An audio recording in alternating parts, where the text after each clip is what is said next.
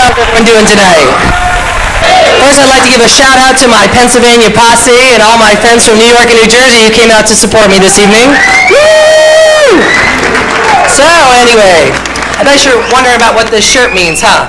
Well, this is the only shirt I could find that could describe a first date in New York City. I guess they found out that the body could survive without the brain, so they go for a major artery.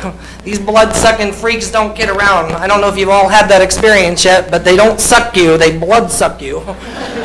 Can I hear about a roar from all the Homo sapiens in the audience tonight? Obviously, some of you have been drinking. Can I hear a laugh out from all the Homo sapiens in the audience? There we go, that's what I thought, a room full of homos. It's okay, you don't have to take that personal, sir. Honestly, it's just a phrase. You know how they say a dog is a man's best friend and a hairstylist is a lady's best friend? Well, I'll tell you, a fag hag is a gay man's best friend, and I'm sure you have lots of those. And we don't need to talk to you about what lesbians' best friends are now, do we, tonight? Who said strap on? Thank God for lesbians. If it wasn't for those, I'd never get a complete oil change. And thank God for the heterosexuals in the house, because without them, us poor bastards wouldn't be here either. I don't know if you've been reading the bathroom wall lately, but I'll do anything for $1. Okay, for you, sir, $50.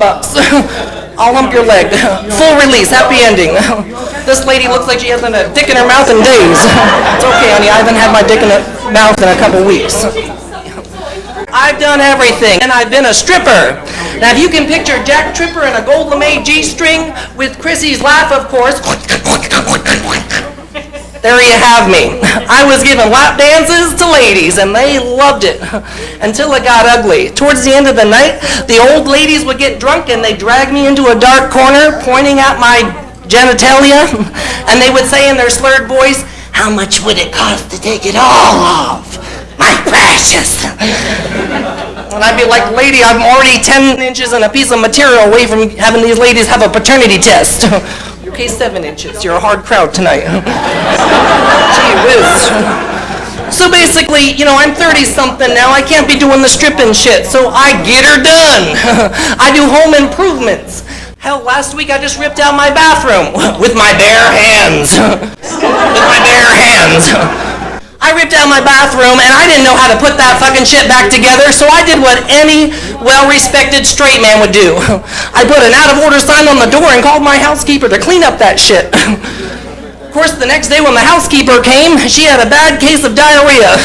She just had the breakfast burrito from hell. One minute she was dusting, the next minute she broke some wind. Awful wind, I'll tell you, and then she BAM! And I was like, "Oh my God, honey, you got bacon, egg, and cheese running down your knees." I'm telling you, honey, that shower scene in Carrie with the pig's blood, that was a prettier sight than the back of these ladies' bloomers. I felt bad for her, but I wanted to point and go, "They're all gonna laugh at you! They're all gonna laugh at you!" Of course, I kept my composure, and I threw her a Ziploc baggie and a wet nap. And I felt bad, so I offered to drive her home. So we're driving home, and she winds down the window. I needed some fresh air. No, that lady fucking threw her colostomy bag out with her shitty underwear out in the woods. And I almost shit myself, because I could have gotten a fine. Okay. But I got a sick sense of humor, so I laughed. In fact, I went back to the scene of the littering last week, and I videotaped that shit and made my own Blair Witch. I called it the Flung Project. Unfortunately for you, the tapes aren't available tonight, but like I said, for a couple dollars, I'm sure I can dig them up.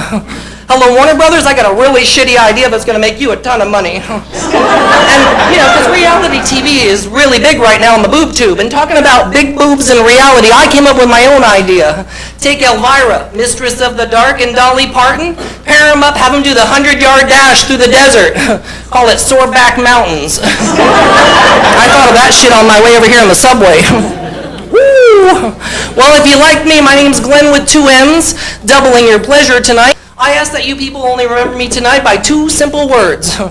Any 2, as long as they're simple. That's my time tonight. You've been a great audience. Thank you.